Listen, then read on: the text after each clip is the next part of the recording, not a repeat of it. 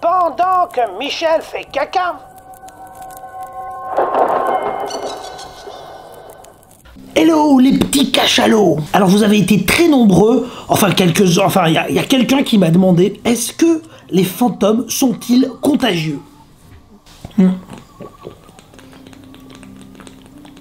Chez les Indiens Navajos, un fantôme de défunt peut s'agripper à un vivant pour lui pomper toute son énergie. La médecine traditionnelle chinoise accorde un poids important à l'influence des fantômes sur la santé des gens. Et chez les chrétiens, on peut considérer qu'une possession démoniaque ressemble étrangement à une grosse gastro.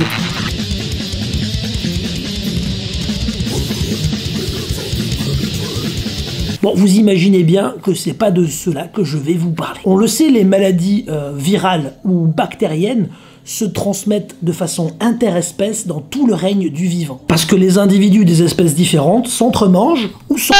Et l'humain dans tout ça est incontestablement le véritable champion du monde. Il nique tout.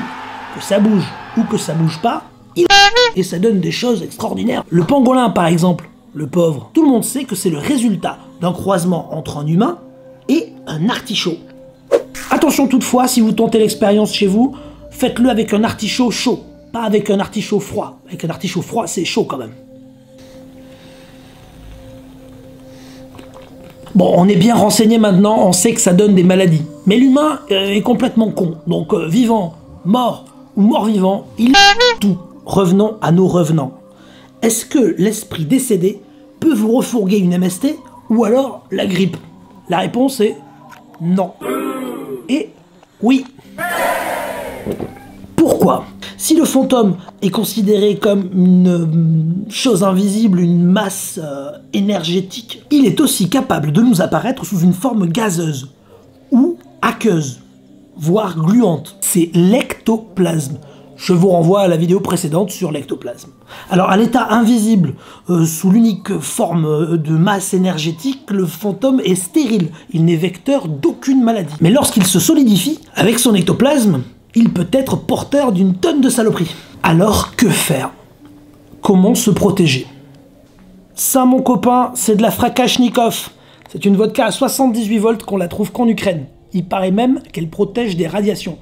Alors moi je m'en suis fait un petit vapeau comme ça, je peux en projeter un petit peu sur toutes les surfaces, un petit peu sur Bibi aussi.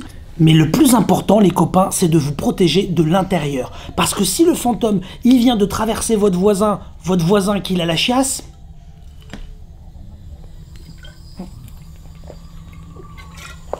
il faut vous protéger tous les tuyaux les copains. Le problème, c'est qu'avec toutes les vapeurs de spiritueux, ça attire la compagnie.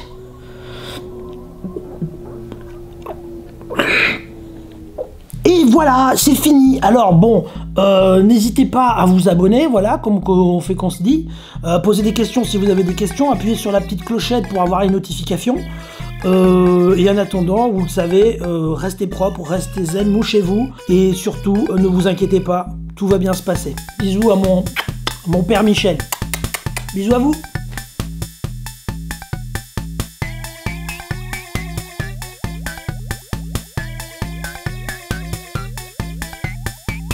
C'était pendant que Michel fait caca.